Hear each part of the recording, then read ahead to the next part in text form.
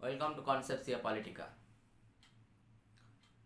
ভারতে যে শাসন ব্যবস্থা প্রচলিত আছে সেটি হলো সংসদীয় শাসন ব্যবস্থা, অর্থাৎ পার্লামেন্টারি ফর্ম অফ গভর্নমেন্ট। এই সংসদীয় শাসন ব্যবস্থা এটি হচ্ছে রাষ্ট্রপতি শাসিত শাসন ব্যবস্থার বিপরীত ধারণা। রাষ্ট্রপতি শাসিত শাসন ব্যবস্থায় রাষ্ট্রপতি একাধারে সরকারের প্রধান এবং রাষ্ট্রেরও প্রধান, কিন্তু সংসদীয় শাসন ব্যবস্থায় আমরা দু ধরনের শাসককে দেখতে পাই। একজন হচ্ছেন নিয়মতান্ত্রিক শাসক এবং একজন হচ্ছেন প্রকৃত শাসক। যেমন ব্রিটিশ সংসদীয় শাসন ব্যবস্থায় প্রধানমন্ত্রী এবং তার মন্ত্রী পরিষদ হচ্ছে প্রধান শাসক এবং রাজা বা রানী হচ্ছেন নিয়মতান্ত্রিক শাসক। ভারতের ক্ষেত্রেও আমরা যদি দেখি, তারা ভারতের রাষ্ট্রপতি হচ্ছেন নিয়মতান্ত্রিক শাসক এবং প্রধানমন্ত্রী সহ মন্ত্রী পরিষদ হচ্ছে প্রকৃত শাসক। এই যে সংসদীয় শাসন ব্যবস্থা বা পার্লামেন্টারি সিস্টেম অফ গভর্নমেন্ট, এটাকে মন্ত্রী পরিষদ পরিচালিত শাসন ব্যবস্থাও বলা হয়। আর এই মন্ত্রী পরিষদ পরিচালিত শাসন ব্যবস্থায় নেতৃত্ব দেন প্রধানমন্ত্রী এবং মন্ত্রী পরিষদ শাসিত শাসন ব্যবস্থায় সবচেয়ে শক্তিশালী প্রতিষ্ঠান হচ্ছে ক্যাবিনেট। ক্যাবিনেটেও নেতৃত্ব দেন প্রধানমন্ত্রী। সুতরাং মন্ত্রী পরিষদের প্রধান হিসাবে বা সরকারের প্রধান হিসাবে প্রধানমন্ত্রী এক গুরুত্বপূর্ণ ভূমিকা পালন করেন। ভারতের এই যে সংসদীয় শাসন ব্যবস্থা, সেই সংসদীয় শাসন ব্যবস্থার দিকে আমরা যদি লক্ষ্য রাখি তাহলে দেখব যে সরকারের প্রধান হিসাবে প্রধানমন্ত্রী কিন্তু প্রভূত ক্ষমতা ভোগ করেন বা তিনি প্রভূত ক্ষমতার অধিকারী। ভারতবর্ষের প্রধানমন্ত্রীর ক্ষমতাকে ব্যাখ্যা করতে গিয়ে আম্বেদকর বলেছিলেন যে আমরা যদি ভারতীয় সংবিধানে যেসব কর্মভারপ্রাপ্ত ব্যক্তিরা আছেন তাদের সাথে যদি আমেরিকার রাষ্ট্রপতির সাথে তুলনা করা হয়, তাহলে একমাত্র সেই তুলনা করা চলে প্রধানমন্ত্রীর সাথে, অন্য কারোর সাথে নয়, রাষ্ট্রপতির সাথেও নয়।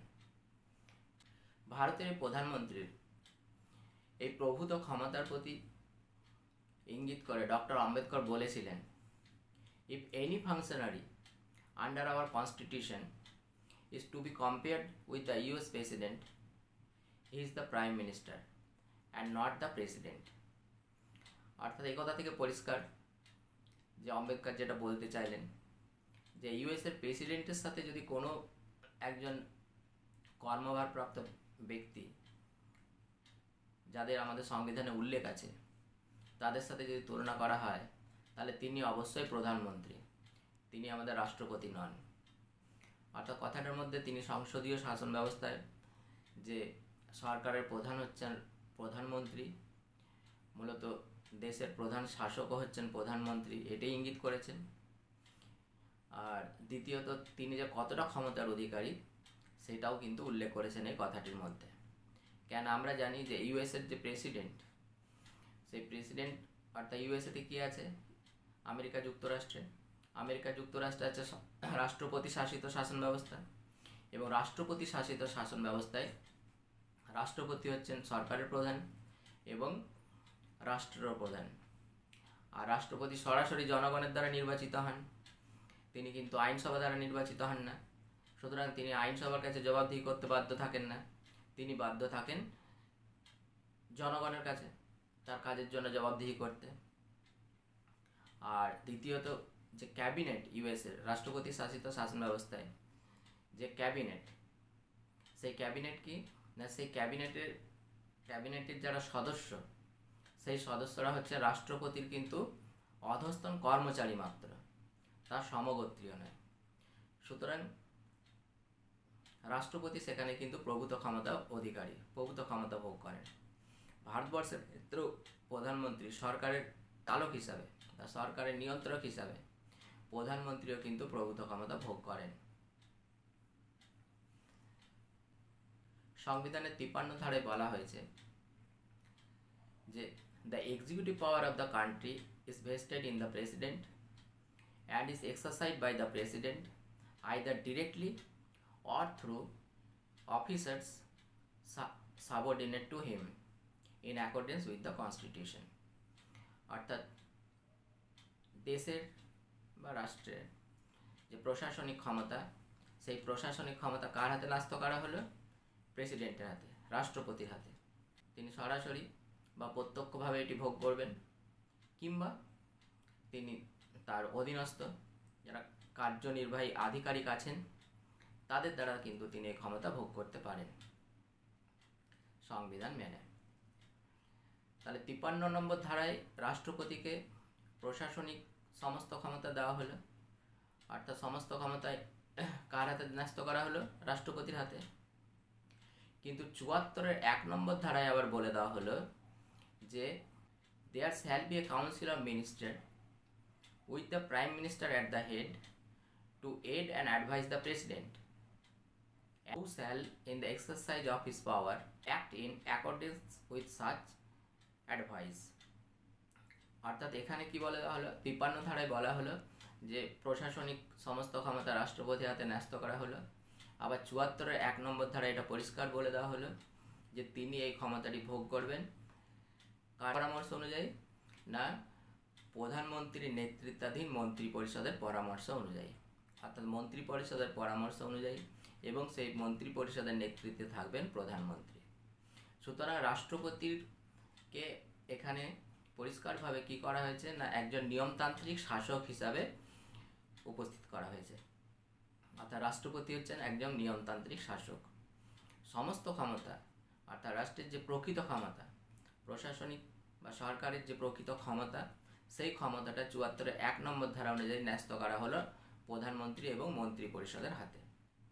এবং রাষ্ট্রপতি এই মন্ত্রী পরিষদ, অর্থাৎ প্রধানমন্ত্রীর নেতৃত্বাধীন যে মন্ত্রী পরিষদ, সেই মন্ত্রী পরিষদের পরামর্শ অনুযায়ী কিন্তু চলতে বাধ্য। এটা পরিষ্কার করে দেওয়া হলো। তো যাই হোক, জানি যে সংসদীয় শাসন ব্যবস্থায় প্রধানমন্ত্রী এবং তার মন্ত্রী পরিষদই হচ্ছে প্রকৃত শাসক।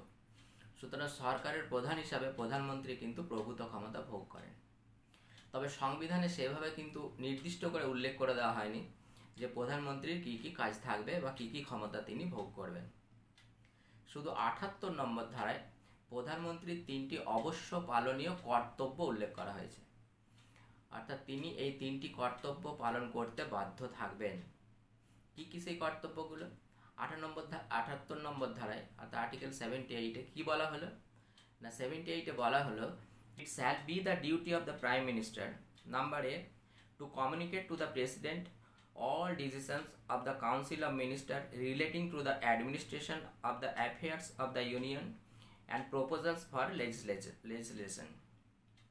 Number B, to furnish such information relating to the administration of the affairs of the union and proposals for legislation as the president may call for. And number C, if the president so requires, to submit for the consideration of the council of ministers any matter on which a decision has been taken by a minister but which has not been considered by the council। অর্থাৎ কি বলা হলো 78 নম্বর ধারায়?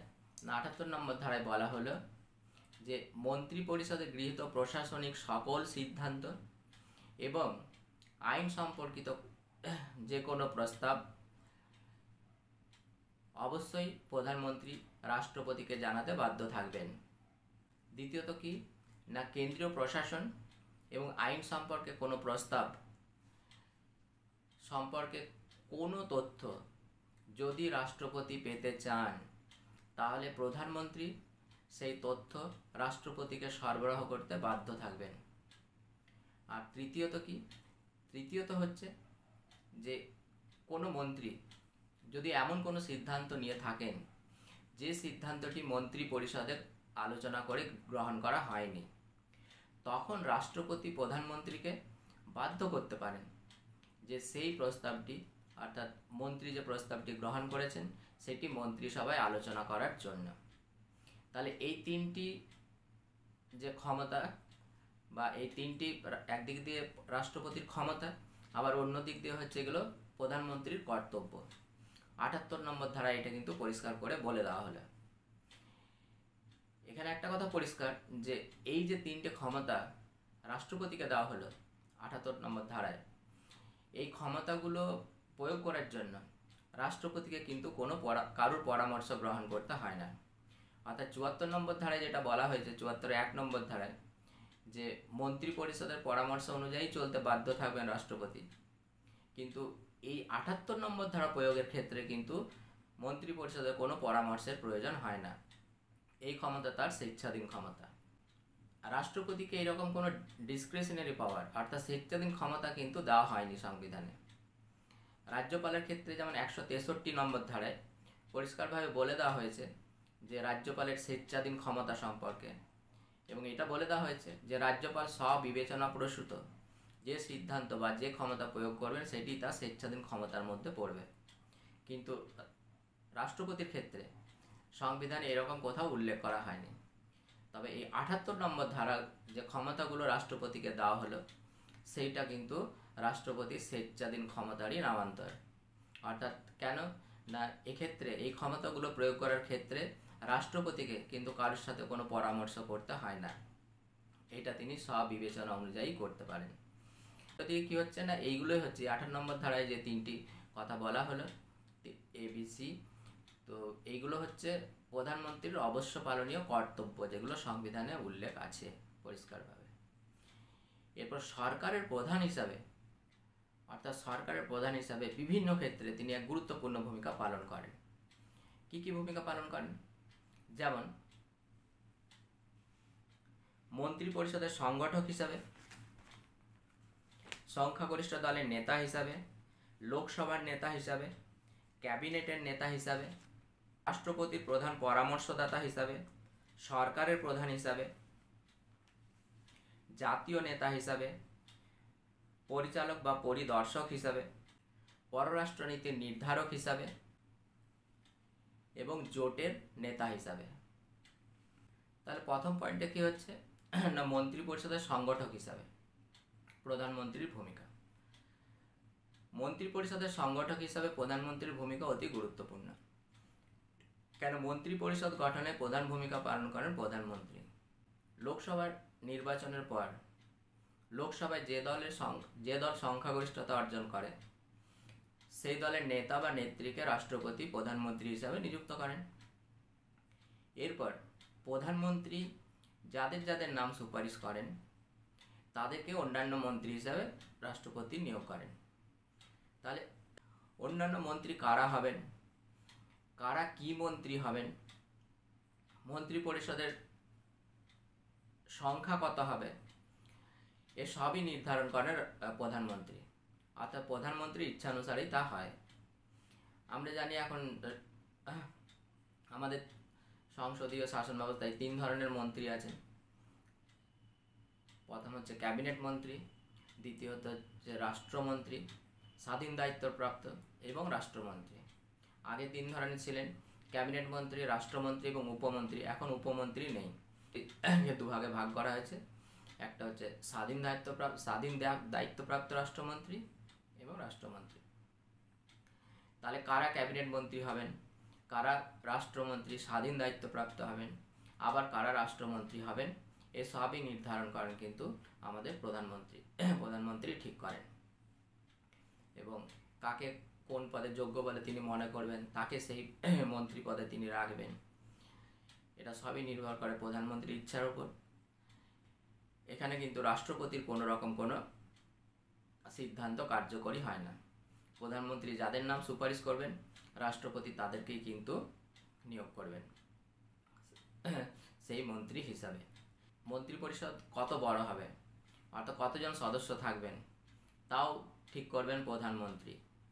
তবে 2003 সালের 91তম সংবিধান সংশোধনীতে এটা পরিষ্কার করে বলে দেওয়া হয়েছে যে প্রধানমন্ত্রী সহ মন্ত্রী পরিষদের সদস্য সংখ্যা লোকসভার মোট সদস্য সংখ্যার 15% বেশি কিন্তু হবে না। অর্থাৎ কম রাখা যেতে পারে কিন্তু বেশি রাখা যাবে না। যাই হোক, যে কম যদি রাখেন কত রাখবেন এবং ম্যাক্সিমাম রাখবেন কিনা, 15% রাখবেন কিনা, সে সবই নির্ভর করে প্রধানমন্ত্রীর সিদ্ধান্তের উপর। প্রধানমন্ত্রী ঠিক করবেন। অর্থাৎ মন্ত্রিসভার সংগঠক হিসাবে প্রধানমন্ত্রীর ভূমিকা এক গুরুত্বপূর্ণ ভূমিকা, এবং মন্ত্রিপরিষদ গঠিত হয় মূলত তার ইচ্ছানুসারেই। দ্বিতীয়ত কি না, সংখ্যাগরিষ্ঠ দলের নেতা হিসাবে প্রধানমন্ত্রী। সংখ্যাগরিষ্ঠ দলের নেতা হিসাবেও প্রধানমন্ত্রীর এক গুরুত্বপূর্ণ ভূমিকা আছে। প্রথমত লোকসভার ভেতরে এবং বাইরে, অর্থাৎ আইনসভার ভেতরে এবং বাইরে দলীয় ভাবমূর্তি, দলীয় জনপ্রিয়তা বজায় রাখা, দলীয় শৃঙ্খলা বজায় রাখা সবই হচ্ছে তার দায়িত্বের মধ্যে পড়ে। যে প্রধানমন্ত্রী যত দক্ষ হবেন, যত দক্ষ সংগঠক হবেন, তিনি তত ভালো দল পরিচালনা করতে পারবেন, দলীয় সদস্যদের তত ভালো নিয়ন্ত্রণে রাখতে পারবেন, অর্থাৎ দলীয় নিয়ম শৃঙ্খলার মধ্যে রাখতে পারবেন। দলের জনপ্রিয়তা, দলের ভাবমূর্তি সব কিছুই নির্ভর করে প্রধানমন্ত্রীর ভূমিকার উপর। দল যখন পরবর্তী নির্বাচনে অংশগ্রহণ করবেন ততক্ষণ পর্যন্ত দলের ভাবমূর্তি ঠিকঠাক রাখা, অর্থাৎ জনমানসে দলের প্রতি যাতে কোনো বিরূপ প্রতিক্রিয়া সৃষ্টি না হয় সেদিকে সজাগ দৃষ্টি রাখা কিন্তু প্রধানমন্ত্রীর অন্যতম কর্তব্য বা অন্যতম দায়িত্ব। এবং পরবর্তী নির্বাচনে দলীয় কার্য ঠিকঠাকভাবে পরিচালনা করা এটাও একটা খুব গুরুত্বপূর্ণ কাজ। কেন, দলকে নির্বাচনী বৈতরণী পার করার প্রধান দায়িত্ব থাকে কিন্তু প্রধানমন্ত্রীর হাতেই, যেহেতু তিনি হচ্ছেন সংখ্যাগরিষ্ঠ দলের নেতা। সংখ্যাগরিষ্ঠ দলের নেতা বলতে সরকারি দলের নেতা। সুতরাং দলের নিয়ম শৃঙ্খলা, দলের জনপ্রিয়তা সবই নির্ভর করে প্রধানমন্ত্রীর ভূমিকার উপর।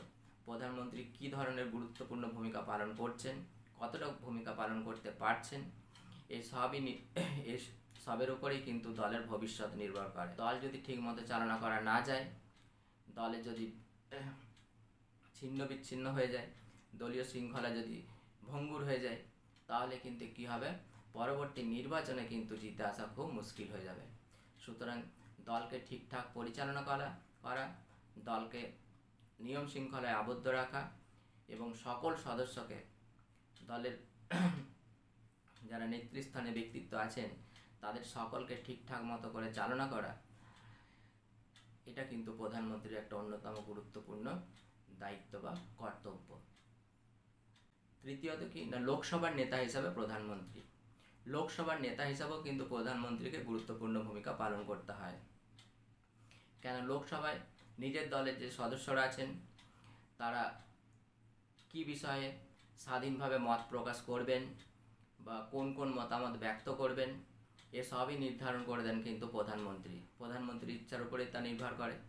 প্রধানমন্ত্রী যা চান না, প্রধানমন্ত্রী যাতে কোনো রকম দলের মধ্যে কোনো বিতর্ক সৃষ্টি না হয়, সেরকম বক্তব্য যাতে কোনো সদস্য না রাখেন, যা নিয়ে সমালোচনা হতে পারে, সরকারের সমালোচনা হতে পারে, দলের সমালোচনা হতে পারে, এদিকে কিন্তু প্রধানমন্ত্রীকে সজাগ থাকতে হয়।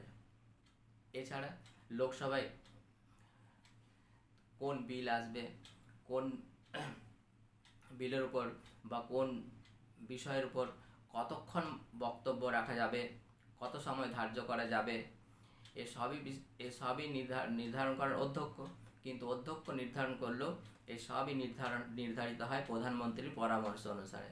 প্রধানমন্ত্রীর পরামর্শ অনুসারেই কিন্তু অধ্যক্ষ নির্ধারণ করেন যে কোন অধিবেশন কতক্ষণ চলবে, কতদিন চলবে, কোন বিলের উপর আলোচনা কতক্ষণ চলবে, বা বাজেট যে অধিবেশন চলে সেই বাজেট অধিবেশনে কে কে বক্তব্য রাখবেন দলের তরফ থেকে, বা সরকারের পক্ষ থেকে কারা বক্তব্য রাখবেন, বা অন্যান্য বিলের উপর সরকারের পক্ষ থেকে কারা বক্তব্য রাখবেন, কোন কোন সদস্য বক্তব্য রাখবেন, কী বিষয়ের উপর বক্তব্য রাখবেন, তার দিশা নির্ধারণ করে দেন সবই কিন্তু প্রধানমন্ত্রী।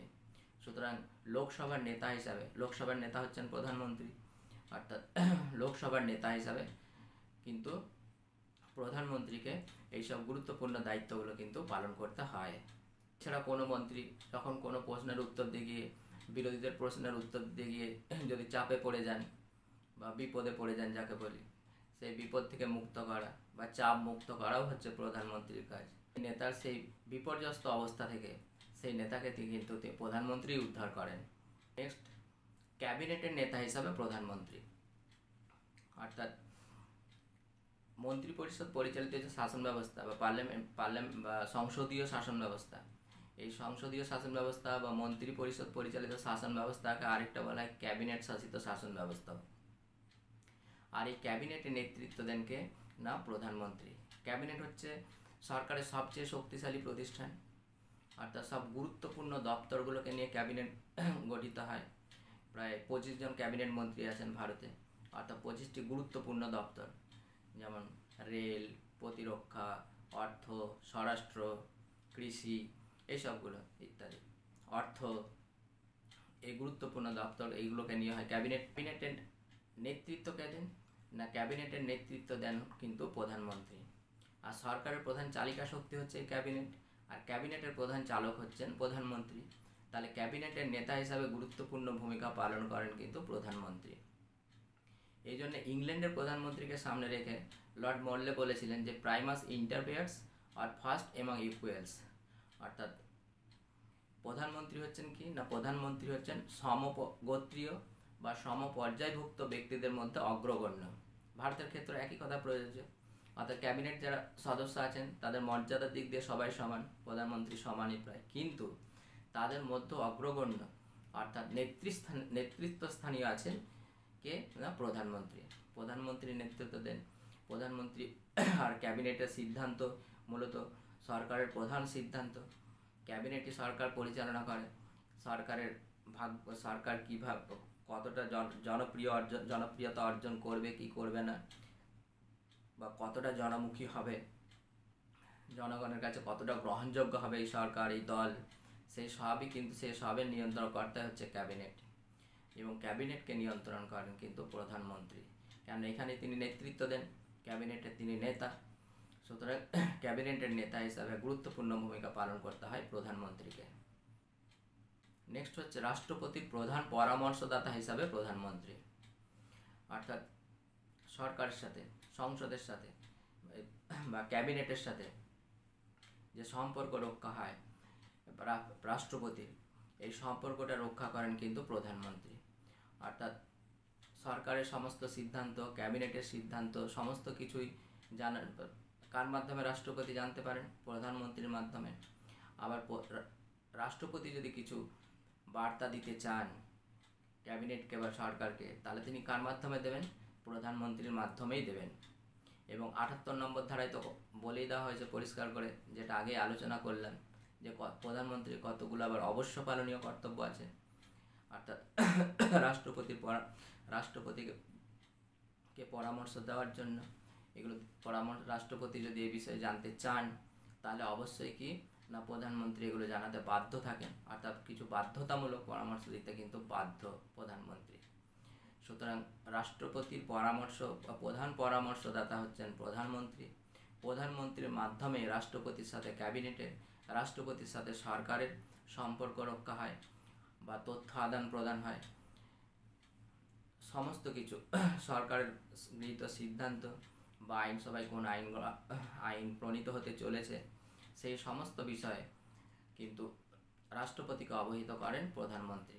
অর্থাৎ প্রধানমন্ত্রীর মাধ্যমে রাষ্ট্রপতি এই সব বিষয়গুলো সম্পর্কে অবহিত হন। সুতরাং প্রধানমন্ত্রীর প্রধান পরামর্শদাতা হিসাবেও কিন্তু রাষ্ট্রপতির প্রধান পরামর্শদাতা হিসাবেও কিন্তু প্রধানমন্ত্রীর এক গুরুত্বপূর্ণ ভূমিকা আছে বা পালন করতে হয় প্রধানমন্ত্রীকে। নেক্সট, সরকারের প্রধান হিসাবে প্রধানমন্ত্রী। প্রধানমন্ত্রীকে নিয়ে প্রধানমন্ত্রীকে নিয়ে সরকার গঠিত হয়, প্রধানমন্ত্রীকে নিয়েই সরকার টিকে থাকে, আবার প্রধানমন্ত্রীকে নিয়েই সরকার কিন্তু ভেঙেও যায়, অর্থাৎ সরকারের পতনও হয়। অর্থাৎ এই জন্য বলা হয় PM is the central to its formation, central to its life and central to its death. অর্থাৎ সরকারের গঠন থেকে শুরু করে সরকারের ভাঙন পর্যন্ত, পতন পর্যন্ত কিন্তু প্রধান হচ্ছেন প্রধানমন্ত্রী। প্রধানমন্ত্রী প্রথমে মন্ত্রী পরিষদ গঠন করেন, অর্থাৎ তার ইচ্ছা অনুসারেই মন্ত্রী পরিষদ গঠিত হয়। তার পরামর্শ অনুযায়ী রাষ্ট্রপতি অন্যান্য মন্ত্রীদের নিয়োগ করেন।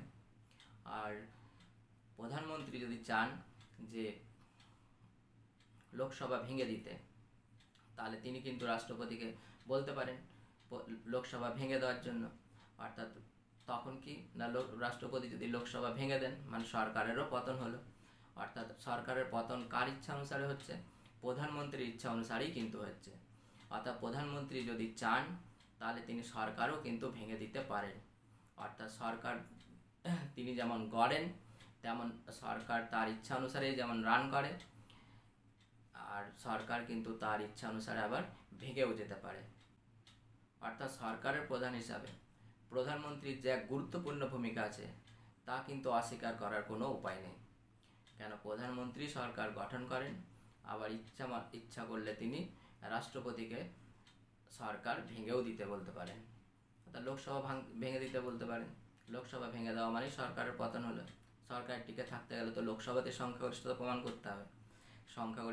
লোকসভায় সংখ্যাগরিষ্ঠতা না থাকলে সরকার টিকে থাকতে পারে না, আর লোকসভায় যদি ভেঙে যায় তাহলে সরকারও ভেঙে গেল, সরকারেরও পতন হলো। নেক্সট হচ্ছে জাতীয় নেতা হিসাবে প্রধানমন্ত্রী। প্রধানমন্ত্রী একটি দল থেকে নির্বাচিত হয়ে আসেন, যে কোনো একটি কেন্দ্র থেকে এবং যে কোনো একটি নির্দিষ্ট দল থেকে। তারপর তিনি যখন প্রধানমন্ত্রী হয়ে যান তখন কিন্তু তিনি সেই নির্দিষ্ট একটা সংসদীয় এলাকারও নেতা থাকেন না বা নির্দিষ্ট একটা দলেরও নেতা থাকেন না, তিনি কিন্তু সমগ্র জাতির নেতা হয়ে যান। অর্থাৎ সমগ্র জাতির তিনি তখন প্রতিনিধিত্ব করেন। অর্থাৎ ভারতের প্রধানমন্ত্রী সমস্ত ভারতবাসীর প্রতিনিধিত্ব করছেন। তাতে তিনি যদি কংগ্রেস থেকে প্রধানমন্ত্রী হন, শুধু কংগ্রেস দলের নয়, বা বিজেপি থেকে এখন যেমন আছেন নরেন্দ্র মোদী, ঠিক আছে, তিনি কিন্তু বিজেপির দলেরও নন। এখন তিনি হচ্ছেন সমগ্র জাতির নেতা।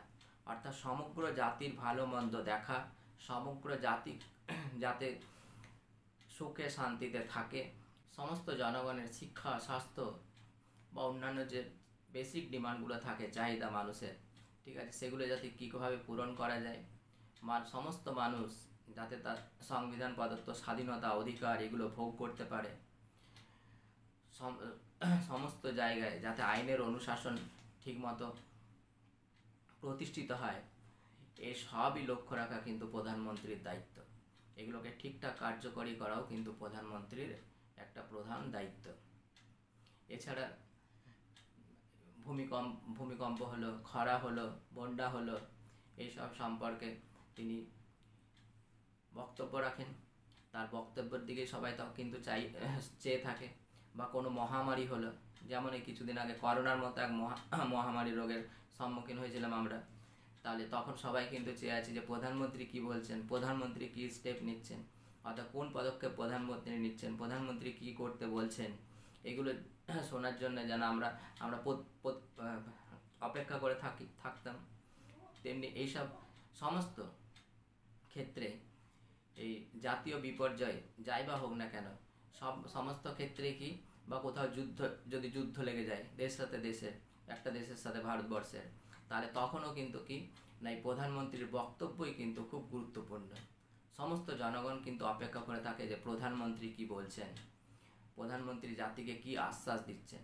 এবং প্রধানমন্ত্রীর দায়িত্ব হচ্ছে, প্রধানমন্ত্রীর কর্তব্য হচ্ছে যে সমস্ত জাতিকে আশ্বস্ত করা, সমস্ত জাতিকে অভয় দেওয়া, সমস্ত বিষয়গুলো সম্পর্কে মানুষ যা জানতে চাইছে তা জানানো, এগুলো হচ্ছে প্রধানমন্ত্রীর দায়িত্ব, প্রধানমন্ত্রীর কর্তব্য। সুতরাং জাতীয় নেতা হিসাবে প্রধানমন্ত্রীকে কিন্তু এক গুরুত্বপূর্ণ ভূমিকা কিন্তু পালন করতে হয়। নেক্সট, পরিচালক বা পরিদর্শক হিসাবে প্রধানমন্ত্রী। পরিচালক বা পরিদর্শক হিসাবে প্রধানমন্ত্রীকে আমরা যদি বিশ্লেষণ করতে চাই, তাহলে আমরা দেখতে পাবো কি না, প্রধানমন্ত্রী সরকারের সমস্ত কাজ পরিচালনা করেন, প্রধানমন্ত্রী সরকারের মূল নীতি নির্ধারণ করেন, এবং প্রধানমন্ত্রী সরকারের যে বিভিন্ন বিভাগগুলো আছে সেই বিভাগগুলোর কাজের সমন্বয় সাধন করেন। অর্থাৎ সরকার কিভাবে চলবে, সরকার কোন কোন কাজগুলোকে অগ্রাধিকার দেবে, জাতির উন্নয়নের জন্য, দেশের উন্নয়নের জন্য কোন কোন বিষয়গুলো, বৈদেশিক সম্পর্ক ঠিক রাখার জন্য কোন বিষয়গুলোকে গুরুত্বপূর্ণ বলে তিনি মনে করবেন, এসবই নির্ধারণ করেন প্রধানমন্ত্রী। এছাড়া সরকারের মূল নীতি কী হবে, অর্থাৎ কোনো একটি বিষয়ে, দেশের অভ্যন্তরের বিষয় হোক বা আন্তর্জাতিক সম্পর্কের ক্ষেত্রে হোক, সেই ক্ষেত্রে সরকারের মূল নীতি কী হবে, রাষ্ট্রের মূল নীতি কী হবে, সে বিষয়েও সিদ্ধান্ত গ্রহণ করেন প্রধানমন্ত্রী। এছাড়া সরকারের যে বিভিন্ন বিভাগগুলো আছে সেই বিভাগের কাজের মধ্যে সমন্বয় সাধন করা, সেই বিভাগের মধ্যে পারস্পরিক সম্পর্ক যাতে ভালো অবস্থায় থাকে, অর্থাৎ সুসম্পর্ক বজায় থাকে, সেদিকে দৃষ্টি রাখা, এসবই কিন্তু প্রধানমন্ত্রীকে করতে হয়। সুতরাং পরিচালক বা পরিদর্শক হিসাবে প্রধানমন্ত্রী কিন্তু অনেক গুরুত্বপূর্ণ ভূমিকা পালন করতে হয়। নেক্সট, পররাষ্ট্রনীতির নির্ধারক হিসাবে প্রধানমন্ত্রী।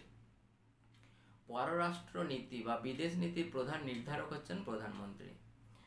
কেন, ভারতের কতগুলি ঘোষিত বিদেশ নীতির কতগুলো ঘোষিত বৈশিষ্ট্য আছে বিদেশ নীতির, যেমন আন্তর্জাতিক শান্তি প্রতিষ্ঠা করা, আণবিক অস্ত্রের প্রসার রোধ করা, জাতীয় মুক্তি আন্দোলনে সহায়তা করা, এইগুলো, সন্ত্রাসবাদের বিরোধিতা করা, এইসব বিষয়গুলো। তা প্রধানমন্ত্রী যখন বিদেশ নীতি নির্ধারণ করেন তখন কিন্তু ভারতের যে এই বিশেষ কতগুলো বৈশিষ্ট্য আছে বিদেশ নীতির, সেইগুলোকে লক্ষ্য রেখে কিন্তু নীতি নির্ধারণ করেন। বিদেশ নীতি নির্ধারণের একটা অন্যতম লক্ষ্যই হচ্ছে যে নিজের দেশের স্বার্থ বা জাতীয় স্বার্থকে অক্ষুণ্ণ রেখে আন্তর্জাতিক সম্পর্ককে ঠিক রাখা। অর্থাৎ কোনো একটা রাষ্ট্রের সাথে কোনো একটা চুক্তি করব, তখন কিন্তু সবসময় আমি লক্ষ্য রাখবো যাতে আমার দেশের স্বার্থ যাতে কোনোভাবে অক্ষুণ্ণ না হয়।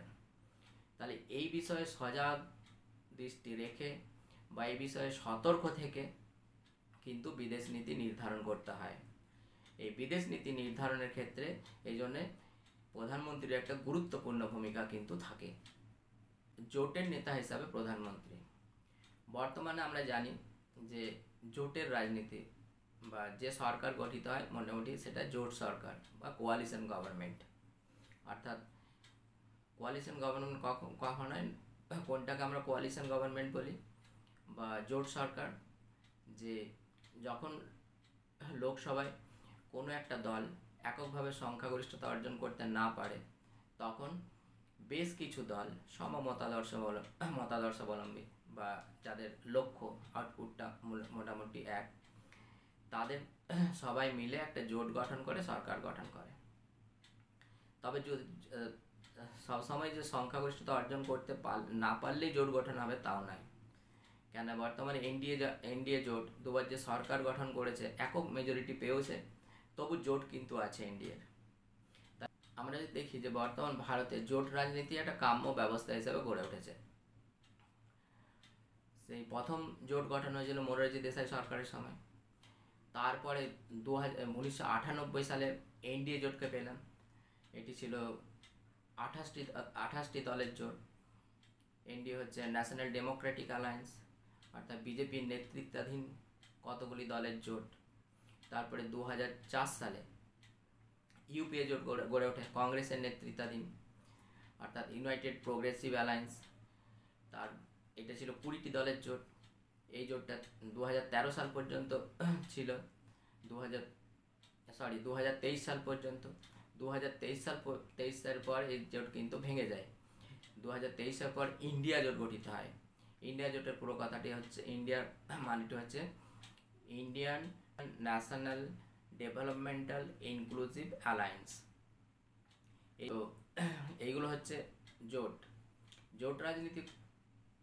জোট রাজনীতিতে নেতৃত্ব দেওয়া প্রধানমন্ত্রীর কিন্তু একটি গুরুত্বপূর্ণ এবং একটি অতি গুরুত্বপূর্ণ কাজ বলতে গেলে। জোট রাজনীতিতে নেতৃত্ব দেওয়া প্রধানমন্ত্রীর ক্ষেত্রে কিন্তু খুব একটা সহজ ব্যাপার নয়। একটা একক মেজরিটি দলের নেতৃত্ব দেওয়া যত সহজ, অনেকগুলো দলকে নিয়ে চলা অতটা কিন্তু সহজ পথ নয়। কেন, সবাইকে মানিয়ে চলতে হয়। বিভিন্ন দলের বিভিন্ন ডিমান্ড আছে, চাহিদা আছে, তার সবাইকে মোটামুটি সন্তুষ্ট রেখে চলতে হয়। জাতীয় ক্ষেত্রে বা আন্তর্জাতিক ক্ষেত্রে প্রধানমন্ত্রী ইচ্ছা অনুযায়ী কিন্তু কোনো নীতি গ্রহণ করতে পারেন না। সমস্ত জোটকে সন্তুষ্ট করে নীতি নির্ধারণ করতে হয়। তাহলে এই সব মানিয়ে পরেও যে জোটকে অটুট রাখা এবং জোটকে অটুট রেখে সরকারকে টিকিয়ে রাখা এবং তার মধ্যেও নিজেদের মতাদর্শকে প্রতিষ্ঠা করার চেষ্টা করা, এটা কিন্তু একটা খুব কঠিন কাজ। তাহলে বর্তমানে জোটের জোটের নেতা হিসাবে প্রধানমন্ত্রী কিন্তু খুব দক্ষ এবং যোগ্য এবং অবশ্যই তীক্ষ্ণ জ্ঞান সম্পন্ন হতে হবে, নাহলে কিন্তু এই জোট রাজনীতি টিকিয়ে রাখা যাবে না। অর্থাৎ জোটের নেতা হিসাবে প্রধানমন্ত্রীকে কিন্তু কি না খুব ভালোভাবে শক্ত হাতে মোকাবিলা করা প্রয়োজন। জোট সরকার চালাতে গেলে প্রধানমন্ত্রীকে সবসময় সমস্যার সম্মুখীন হয়, বিভিন্ন ধরনের সমস্যা। সেই বিভিন্ন ধরনের সমস্যাকে সামনে রেখেও তাকে অতিক্রম করেও এগিয়ে যাওয়া, এটা কিন্তু খুব সহজ কাজ নয় এবং এই কাজটি প্রধানমন্ত্রীকে করতে হয়। সুতরাং জোটের নেতা হিসাবে প্রধানমন্ত্রী একটি গুরুত্বপূর্ণ ভূমিকা পালন করতে হয়, যা একক মেজরিটি দলের প্রধানমন্ত্রীকে কিন্তু সেই সমস্যার সম্মুখীন হতে হয় না, অর্থাৎ অতটা কঠিন সমস্যার সম্মুখীন হতে হয় না। তাহলে আমরা বলতে পারি যে সরকারের প্রধান হিসাবে প্রধানমন্ত্রী বিভিন্ন ক্ষেত্রে বহু গুরুত্বপূর্ণ ভূমিকা পালন করতে হয় এবং অবশ্যই প্রধানমন্ত্রী বহু প্রভূত ক্ষমতারও অধিকারী সরকারের প্রধান হিসাবে। এই জন্য অনেকে বলেন যে ভারতের প্রধানমন্ত্রী স্বৈরাচারী বা একনায়কে পরিণত হতে পারেন, কিন্তু ভারতের সংসদীয় শাসন ব্যবস্থায় সেটা কিন্তু অতটা সম্ভব নয়, কেন একটা লিখিত সংবিধান আছে এবং সেই সংবিধান অনুযায়ী প্রধানমন্ত্রীকে কাজ করতে হয়। আর সংবিধান বিরোধী যদি কাজ হয় তাহলে তো আদালতে সেটি বিচার্য বিষয় হয়ে ওঠে এবং আদালত সেই কাজকে নাকচ করে দেয়। তো এছাড়া ভারত একটি যুক্তরাষ্ট্র এবং এই যুক্তরাষ্ট্রে কি না কেন্দ্র এবং সরকার রাজ্য সরকারগুলোর মধ্যে ক্ষমতার বিভাজন করে দেওয়া হয়েছে সংবিধানে, তাহলে সেই নির্দিষ্ট ক্ষমতার মধ্যে প্রধানমন্ত্রীকে কাজ করতে হয়। সুতরাং প্রধানমন্ত্রী ইচ্ছা হলেই কিন্তু কি না স্বৈরাচারী বা একনায়ক হতে পারবেন না। এছাড়া প্রতি 5 বছর অন্তর প্রধানমন্ত্রীকে জনগণের মুখোমুখি হতেই হবে, অর্থাৎ যদি তিনি স্বৈরাচারী বা একনায়কতন্ত্রী হয়ে যান তাহলে পরের নির্বাচনেই কিন্তু কি না নির্বাচক মণ্ডলী অর্থাৎ জনগণ কিন্তু এর জবাব দেবে। সুতরাং যেহেতু জনগণের সম্মুখীন হতে হয় প্রতি 5 বছর অন্তর, সুতরাং প্রধানমন্ত্রীর পক্ষে একেবারে একনায়কে পরিণত হওয়া সম্ভব নয়। তবে হ্যাঁ, একথা ঠিক যে যদি একজন যোগ্য, দক্ষ এবং ব্যক্তিত্ব সম্পন্ন অভিজ্ঞ ব্যক্তি যদি প্রধানমন্ত্রী হন তাহলে তিনি যে প্রভূত ক্ষমতা ভোগ করবেন এ ব্যাপারে কোনো প্রশ্ন নেই। অর্থাৎ একজন দক্ষ, যোগ্য এবং অভিজ্ঞ ব্যক্তি তিনি কিন্তু অবশ্যই প্রধানমন্ত্রী পদে যদি অভিষিক্ত হন তাহলে কিন্তু তিনি প্রভূত ক্ষমতা ভোগ করতে পারেন এবং এর প্রমাণও আছে। জওহরলাল নেহরু, ইন্দিরা গান্ধী তারা তাদের ব্যক্তিত্বের জোরে, তারা তাদের অভিজ্ঞতা এবং দক্ষতা জোরে কি হয়েছে না অবশ্যই প্রভূত ক্ষমতা ভোগ করেছেন। সুতরাং একজন প্রধানমন্ত্রী কতটা ক্ষমতা ভোগ করবেন বা কতটা ক্ষমতাশালী হবেন তা প্রকৃতপক্ষে নির্ভর করে তার ব্যক্তিত্ব, তার জ্ঞান এবং তার কর্মকুশলতার উপর।